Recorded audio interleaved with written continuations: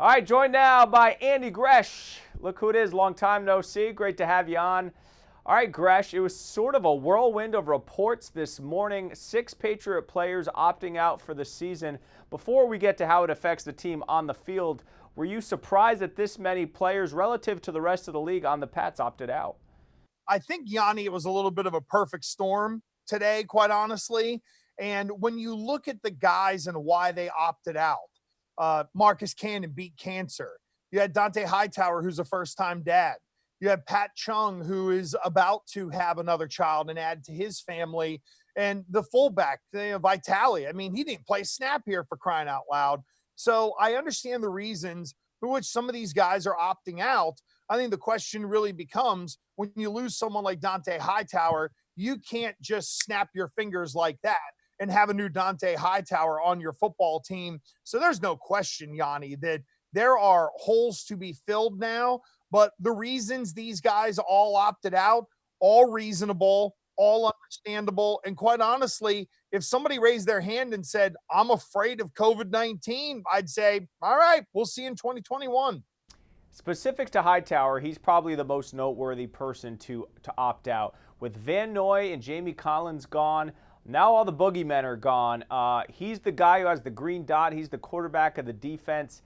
What is Belichick going to scheme up to replace that group, specifically Hightower, this year? Well, they're going to have to rely on the defensive backs. There's no question. And with Chung out, that probably means Kyle Duggar's going to get pushed into the lineup early. And here's what we all need to be doing and keep our fingers crossed that Devin and Jason McCourty don't wake up and say, I can't do this either. Then the Patriots would be in a really bad way. Devin McCourty now arguably becomes their most important defensive player because he's the guy who's got to coordinate everything from back to front and really front to back. They're going to have to rely on somebody else to call the plays, to get them into the schemes that they need to and into the positions they need to up front, Yianni. So it's really going to have to be a little bit of a team effort. They're going to have to rely on Devin McCourty even a little bit more. And Jan, they're going to have a linebacker to step up. I mean, it's time for Winovich to become more than maybe just an outside pass rusher and to be able to play a little more defensive end or outside linebacker this year. There were plenty of years where the O-line had a ton of injuries, and Dante Scarnecchia made it work with scotch tape and whatever else. He's gone. They have 2 coaches now assuming his role. Marcus Cannon gone at right tackle. How big of a blow is that? Because do they move guys around, or do they just try to replace him straight up with someone? Right now, you just try to find a right tackle. Because the one thing I don't want to do is cause the chain reaction along that offensive line. If you move Joe Thuney to right tackle, then that means you're probably putting Isaiah Wynn at left guard. Then you got to find a left tackle, or if you put Thuney at left tackle to put Wynn at right tackle, then you got to find yourself a guard anyway. So to me, Yianni, why disrupt 3 positions at this point? Make sure you still got your left tackle and Wynn. Leave Thuney there. You got Andrews coming back. You still got Shaq Mason. Find one guy. Don't move a whole bunch of dudes around when you really don't need to. And whether it's the Kajusti or Yajust or whatever you called it, his name, the kid from West Virginia last year, or maybe it's a street free agent and a guy who's been sitting out there that the Patriots know can play but didn't have the money for. Maybe they sign a dude off the street, mix him in with that group that I mentioned, and try to saddle up and ride. But know this.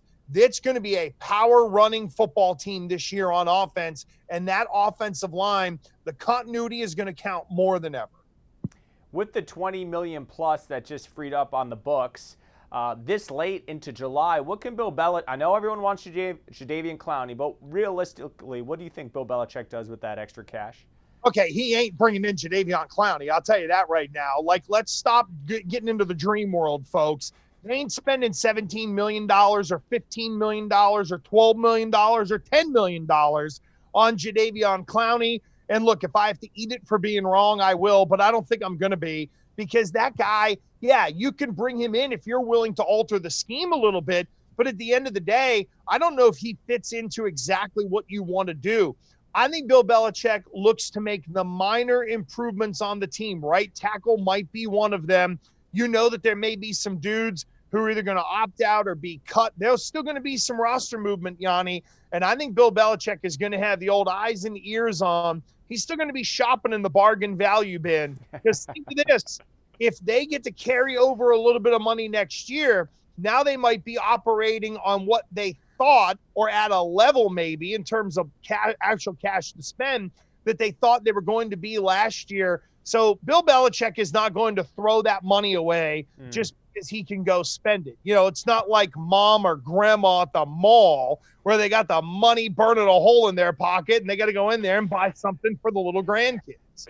Now, do you think it was coincidental, all the announcements today, or do you think Belichick gave these guys maybe a deadline today being like, hey, if you opt out, just do it by Tuesday? Because the numbers skew so heavily towards the Patriots, do you think other teams are going to catch up maybe in the coming days? Oh, there's no question. I mean, look, the first player to opt out was Laurent Tardif, the doctor from Kansas City, right? So an offensive lineman, we're all smart, and a doctor was the first one to be like, yo, I'm out of here. See you later. I'm sure that's going to make some players pause, quite honestly, Yianni. And look, until there is a deadline, I think you're going to see players who are going to wait right until the last second before they end up reporting or declaring whether they're in or out on this season. And let's remember, the closer we get to camp, the more these guys are faced with the decision. So we may end up seeing 6 guys on one team all declare in one day because they're getting close to the deadline in which they would have to report. So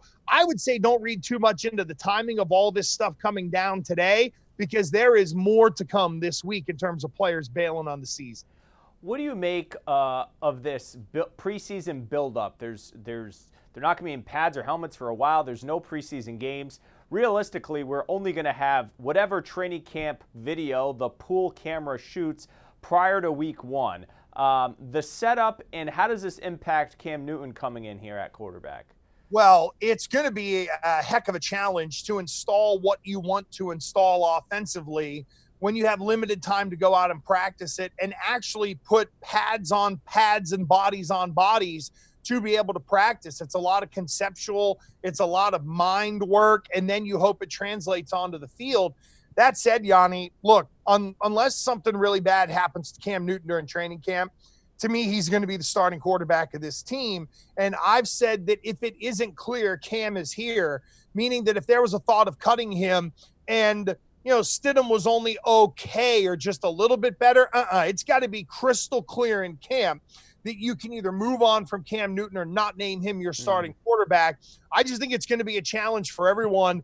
And what will be interesting to see in the first 4 weeks of the season, Yianni, Jed Fish as the quarterback's coach. He's a guy who comes from college, can integrate a lot of concepts.